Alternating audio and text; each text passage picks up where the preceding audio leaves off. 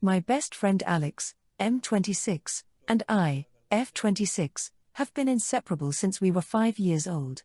When we were 13, we tried dating. We got married in college, and a few years later we had a daughter, Yasmin, F3.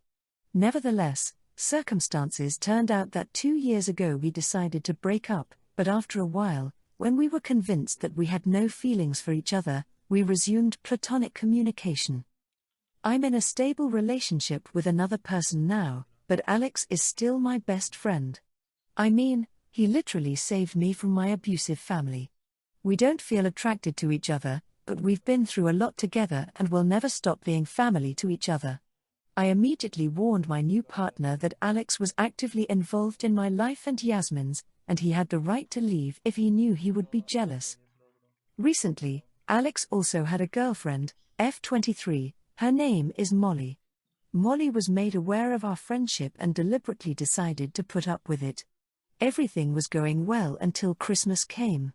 My partner and I were flying to another country, and Yasmin was supposed to stay for the holidays with Alex and his parents.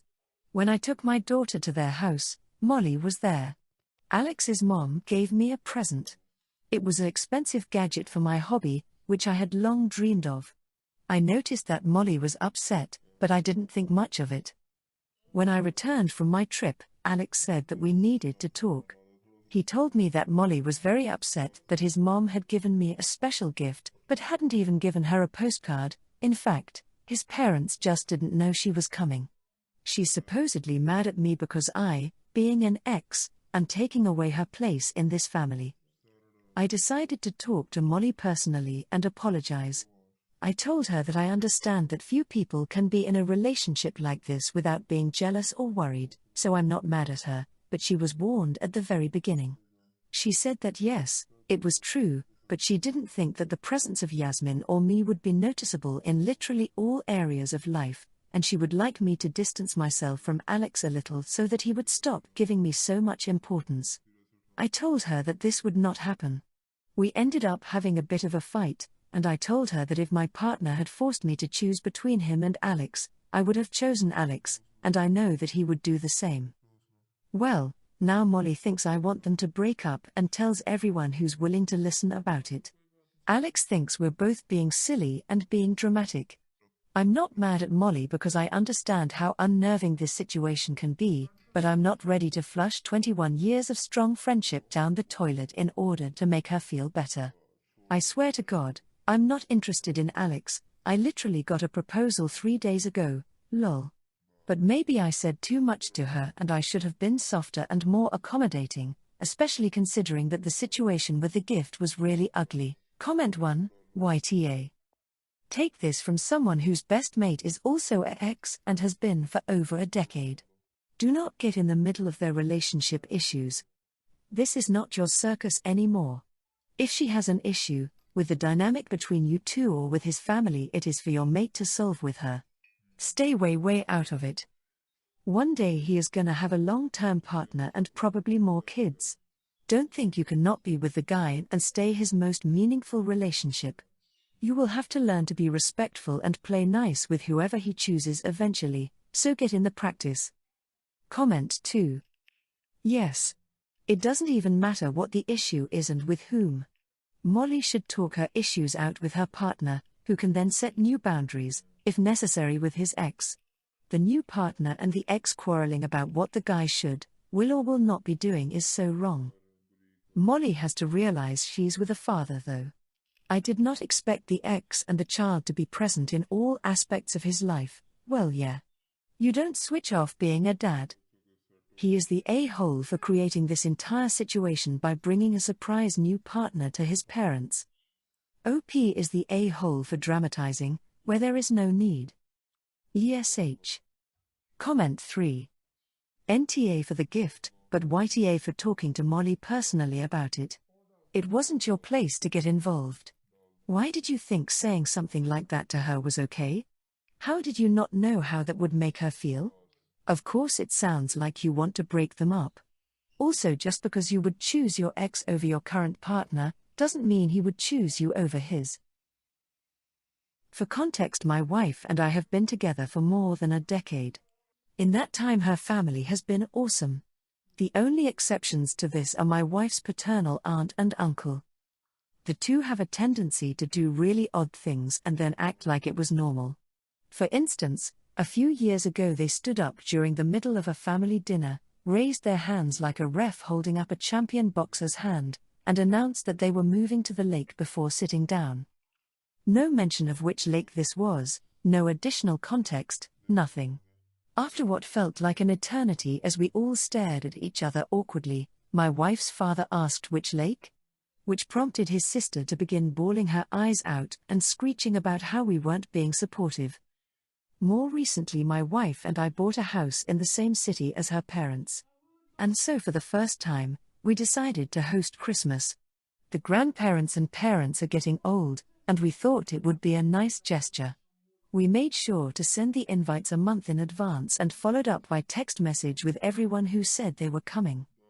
The only thing we asked was that people not bring their pets. My wife has absolutely terrible dog allergies, to her own dismay, as she desperately wants to foster a dog, and her aunt and uncle have a history of doing things like showing up with a literal pack of dogs they happen to be pet sitting last minute for. The email was very clear on this. Cue Christmas Day and my wife's aunt and uncle showing up 2 hours late with their brand new Mastiff. When I opened the door, the dog started going nuts and howling, while her uncle scolded it to stop. I tried to politely explain that this wasn't acceptable and that they needed to leave, but my wife's aunt started crying and screaming about how mean I was being. Eventually they left, but on the day of and for the last few weeks I've gotten mixed reactions from family and friends. I'm not on Facebook, but apparently my wife's aunt made a long post about how we ruined Christmas by forcing them to drive 2 hours for Christmas dinner, only to turn them away heartlessly because they didn't feel comfortable leaving their new dog at home alone. Our immediate family is supportive.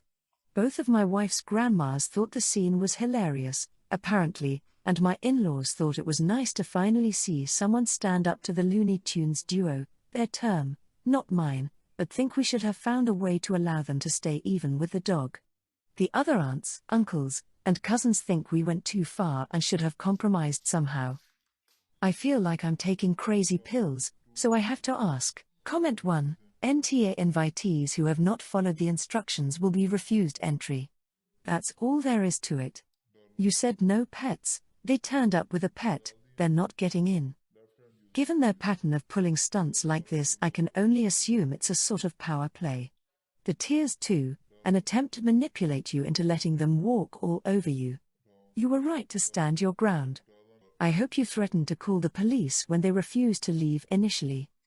Now they're trying to round up their goons on social media to try to bully and intimidate you. You should absolutely not have compromised. That would only have emboldened them to try ever more egregious things. Comment 2. It's almost like the aunt and uncle bought the dog specifically for showing up to Op's house. We can't bring a dog? I'll buy the biggest drool monster I can find and show them. I've known a few Mastiffs and they were the sweetest, drooliest dogs ever. Comment 3. NTA. You were abundantly clear, no pets.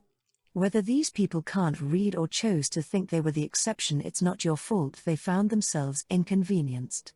If you have a February Ed yard, I suppose the dog might have stayed, but it sounds like it wasn't trained and would have howled, or dug up your garden, or aunt and uncle would have protested your cruelty at leaving the beast out in the cold, so I don't think you could have won. Which was the point? This aunt and uncle have what the kids these days call main character syndrome, and what my grandmother used to call a deplorable lack of manners. If they can't think of an announcement to grab the spotlight, they want a drama so they can play the victims. If your other relatives want to play the audience and cater to this, fine, but you're not the a-hole for setting and sticking to a simple, reasonable rule. My friend's cat Juno has always been massive. Well beyond the level of a usual "oh that cat is kinda fat." She was an absolute tank, and she is not even a large breed, just a standard regular cat. Whenever someone would point out that she was bigger than she should be, my friend would get annoyed and insist she is just that way and is perfectly healthy. My friend started a global mobility assignment at her job that involved living in Europe for a year, and she asked me if I would take care of Juno while she was gone, which I agreed to. She walked me through all the cat care matters before she left and told me that Juno was free-fed and I just needed to keep her feeder topped off so that she could access dry food at any time. The feeder wasn't on a timer, it was just a bottle that dispensed food with gravity whenever the tray got empty.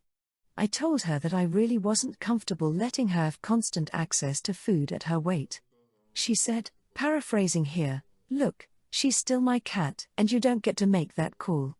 Either tell me you're going to stick to the plan or tell me you won't and I'll find someone else." I agreed, but admittedly I wondered I would be able to follow through on my word for a whole year. I lasted, maybe a week?